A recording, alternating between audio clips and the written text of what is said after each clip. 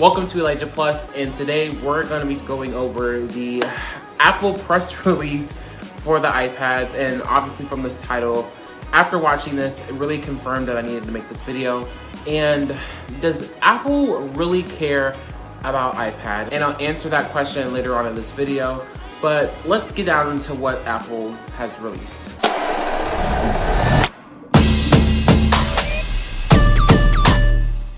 So Apple has released the new 10th gen iPad, the M2 iPad Pros, and the new Apple TV. So with the iPad 10th generation, it is a fresh redesign. It has basically the same design as the iPad Air 5 with the Touch ID and power button, and then the 10.9-inch display. And then it has the new Smart Magic Keyboard Folio. Also, it has the camera on the landscape side of the iPad and not the normal portrait side of the iPad. It has a new pricier price, which is $449, and it's $120 more expensive than the 9th gen iPad. And I knew that usually when there is a redesign to a look of a certain device for Apple, of course the price goes up. But I wasn't expecting the most affordable iPad to jump up that big of a price. It's honestly way too close to the iPad 5, which is $599, and then the iPad mini is just $499. So it's like, what are we doing, Apple? So moving on to the iPad Pros, nothing really is different.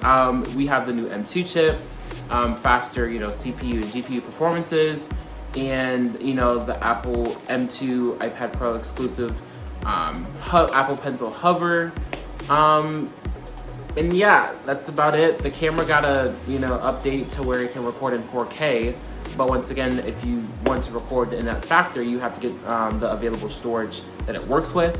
So instead of getting the 128, you have to go up to at least 256 for you to access that feature. And then they came up with the redesign-ish for, well, I'll just say revamp of the Apple TV. So they got rid of the Apple TV HD.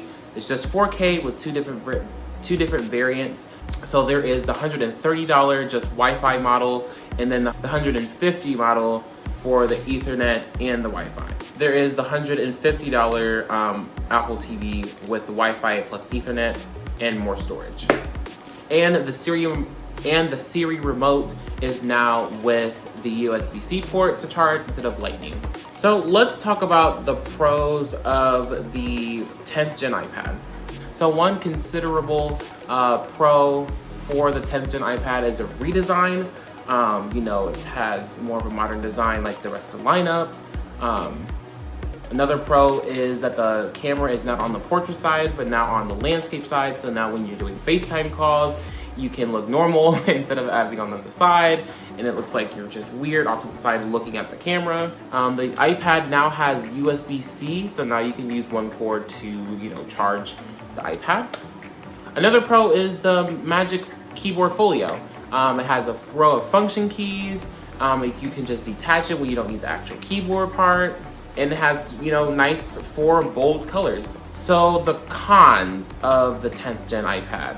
One, it is not a fully laminated display, so it still has that air gap between the surface, the glass part, and the technology part. Also, cons, it is not really a great priced product.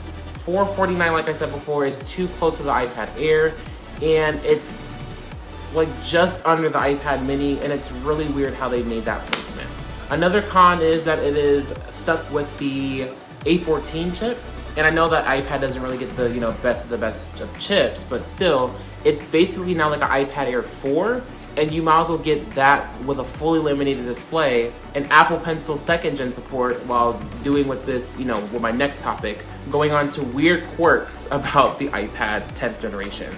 One, it's still stuck using the 1st gen Apple Pencil, which has been made over 7 years ago. It was made in 2015, and yeah, it's a very old pencil. why can't Apple just kill it, you know?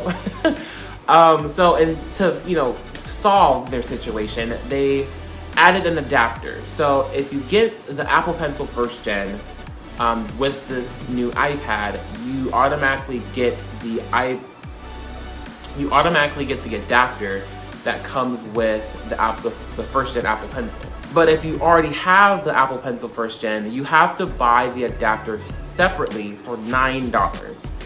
And the other problem is with the adapter, it has 2 female inputs. So you have to grab a USB-C charger to plug into the adapter to connect the Apple Pencil first gen into the adapter so it can charge. And I'm like, this is very weird. Apple, why? And it's like, I get it. You're trying to make iPad, you know, not a great appealing, you know, iPad, so that way you can encourage people to move on towards, you know, the Air or the Pro, even potentially the Mini at this point. But it's just like, you could have just killed it. You could have. It's a little weird to do extra work, you know, for people who probably won't even use the first gen Apple Pencil with having a basic iPad to probably just watch content on. So yeah, that's the weird quirk about the iPad. So going on really quick, I would go in and, you know, to show you guys how I would fix personally the iPad lineup. First of all, we don't need to have the 9th gen iPad. Like, go ahead and just scrap that and just have the 10th gen and the Mini. Lower the iPad's price so that way it can be like, you know, $400. That way it's more reasonable because of considering the redesign, considering, you know, the Touch ID power button and things like that, to more justify a $400 iPad than $450. And then go ahead and just kill off the first gen Apple Pencil, please, and then added some type of integration with the 2nd gen Apple Pencil. Now, let's move on to the M2 iPad Pro. So the M2 iPad Pro's not a big upgrade at all, really. The hardware is still the same. There has been a spec bump when it comes to the camera. There's Apple Pencil Hover now, and that's it. That's, you know, weird with the hardware. So that's, you know, the cons aspect of the iPad Pro. I guess the pros of the new iPad Pro is just, you know, faster performance. That's still kind of overkill for, you know, what people are doing and what Apple is doing and not letting, even for me, even though I don't use these apps, but I have heard from other YouTubers that, you know, having some type of a pro feature, at least software-wise, to integrate the use of what they're buying, you know, $800 to $1099 price of paying for a premium iPad. And so the other pro, I guess, is just having Apple Pencil Hover, like I said before. Now you can preview where you're gonna like locate where you're, you know, when you're drawing or taking notes or whatever the case may be. But there is, going back to a con, there is no update to the Magic Keyboard. It's still the same. And so the weird quirk about the iPad Pro is just, it's not a reasonable upgrade. Now here's the thing for me. I may want to review the iPad, even though it's basically the same iPad. The only difference is I may just want to upgrade to a 12.9-inch iPad and experience the mini LED and things like that. That's really about it. That's particularly the only reason why I would want to upgrade to an M2. But, you know, with me, I like to do the trade-in values, and I like to, you know, stay up to par with the worthiness of amount of what my iPad is worth, so that way I can get it every year, a reasonable trade-in. But yeah, I don't know. I've used my iPad, of course, you know, when I'm in college, to take notes, to watch content, to do decent amount of things on my iPad Pro. But the thing is, I don't feel like it's a Pro iPad. And the only things that's made it worth the Pro name is the camera, which is okay, even though it's the same form factor of the camera since the iPhone 10. The Face ID, I think Face ID should have been on every iPad, like maybe except for like the iPad mini and the regular iPad, but at least the Air and the Pro, you know, they get Face ID. But yeah, like, I don't know what Apple is trying to do to make iPad Pro, because like I said before, Face ID and the bigger screen and, you know, I guess the 120 hertz refresh rate when using these iPads is great. Those are Pro featured things. But besides that, I don't know how it lives up to the Pro name. So here is how I would completely fix the issues with the new M2 iPad Pro so it could be a worthy upgrade. Hardware I would change by switching the camera to landscape. That's the first thing. So finally, we can look normal when taking, you know, web calls and FaceTiming, things like that. And then taking the speakers that are on the iPad like this and flip them to where they're like this, so that way they match the camera. So that way when you're on the Magic Keyboard, the sound is going up and down and, you know, it's kind of like towards you still without having it this way. And to accommodate for the Apple Pencil 2, I noticed when I tried to put it on the other side of the iPad when I was trying to figure out how to, you know, make it work, you would probably have to make the 11-inch bigger. So make it towards like 11.5 inches or potentially maybe 12 inches of an iPad so you can fit the Apple Pencil on the one of the sides that usually is like, you know, like this instead of being on landscape. And then the display. Please, can we get both of them having the same type of a display and not anything that's different, you know?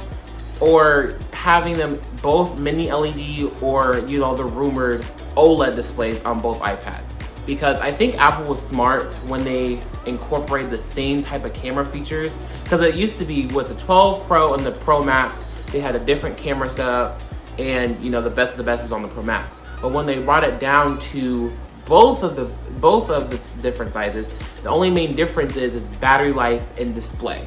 That's the only two things. And some people want the best of the best quality, and people don't want to pay extra more for camera when they're already paying for the best for display and battery life at the same time. Now, let's go with software. Software, I would integrate some type of macOS form to the iPad.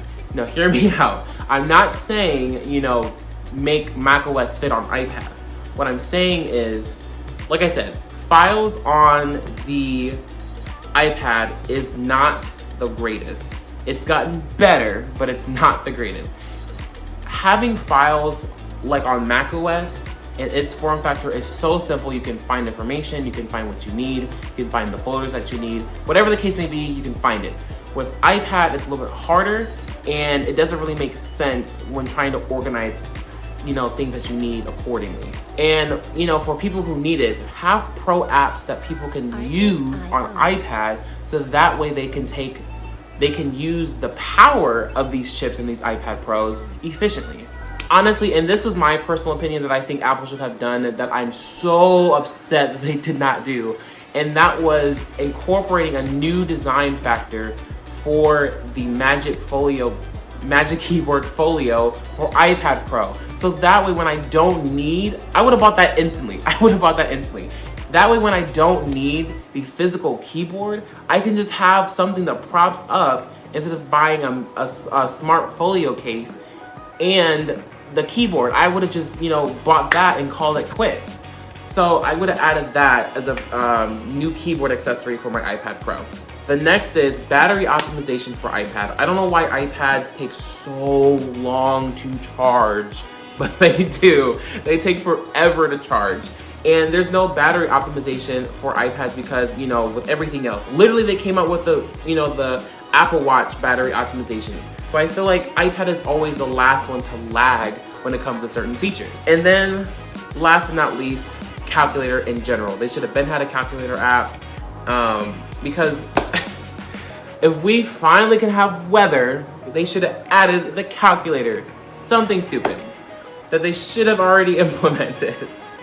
So here's the pricing. I know that, you know, mini LED is a little more expensive. So if we got a different size from 11-inch iPad Pro to 11.5, and then with mini LED, we can probably either have it at the same price, hopefully, and then, or it would be like $849, and then the same form factor with the 12.9-inch, same size, same display, and the same price of $1099. So my personal thoughts on the Apple, or mini Apple event, I should say.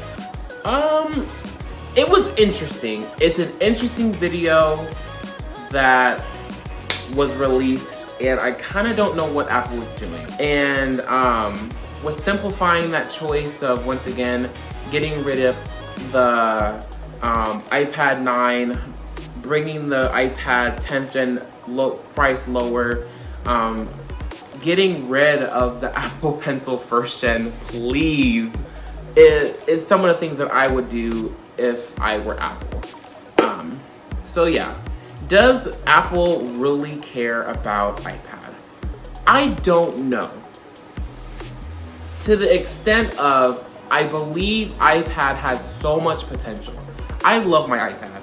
I love taking notes on it. I love doing certain things on it when it comes to my editing. I don't edit my videos, but when I, you know, need to record something, I love using it to take screenshots, certain things like that. But when it comes to iPad and how they could be blowing people out the water with different companies and innovations, I feel like when it comes to just software, they're not really putting the effort, I feel like, when it comes to what they can do. I feel like with iPad Pros, they should be able to bring more to the table and work. I feel like what they're doing is, I feel like Apple and iPhone are closer together, which has been fine for these past years, but I feel like they should do iPad mini for closer integration towards iPhone. iPad Air and iPad Pro have closer integration to Mac, because that way that would help differentiate the two sets of iPads. If you're looking for an iPad Air is closely integrated towards Mac OS, but you're not getting all the Pro features that are exclusive for iPad Pro. And quick side note, I just thought about this. We all remember COVID and all that jizz. But here's the thing. I never understood why, with our Apple Watches, we could be able to unlock our phones when we had a mask on, and then our watch would realize, hey, they're looking at the phone, we can unlock the phone for them. You can do that with your phone, and apparently you can do that with MacBooks too. But you have an iPad Pro that has Face ID, and you don't integrate that software to where we can unlock our iPads with our watch? That is the most weirdest thing that I have that I have encountered. That doesn't make any sense. iPad Pros have Face ID. Why didn't Apple integrate a feature where it can unlock our face? Unlock the device when we have a mask on. It's just other little quirks and things that we don't understand why Apple can't just integrate. Like it's sometimes they're making things slightly more complicated than they need to be, and it's just a mess right now. So like I said, I think Apple cares but doesn't really care at the same time about iPad. And iPad has so much potential that they can be doing, and really having people to buy iPads. And maybe Apple is just like, well, we want you to have either iPad or Mac, not both. And honestly, I love having both though. Both is so cool. I can do one thing on an iPad, and I can, universally control things on my Mac, and it's just a great thing to have in the ecosystem. But depending on the day, sometimes I use my Mac more, sometimes I use my iPad more. It just really depends on the situation. So yeah, this is my little rant and perspective on what's been going on with this new mini Apple event. Let me know, guys, what are your thoughts, opinions, questions, concerns about how you're feeling about what I just said, and do you agree, do you disagree? Also, I want to let you guys know that once again, I am having a goal of 1,000 subscribers by my 21st birthday. It's in 3.5 months, and we are currently at 154 subscribers. We just need 849 or 46, one of the two, to go. And if we reach that goal on my birthday, I will be giving out a $100 Apple gift card to a lucky winner when we reach that goal. But thank you guys so much for tuning in to Elijah Plus. Make sure you hit the like, share, notification bell so you don't miss out on another video. Make sure you subscribe, and I'll see you in another video.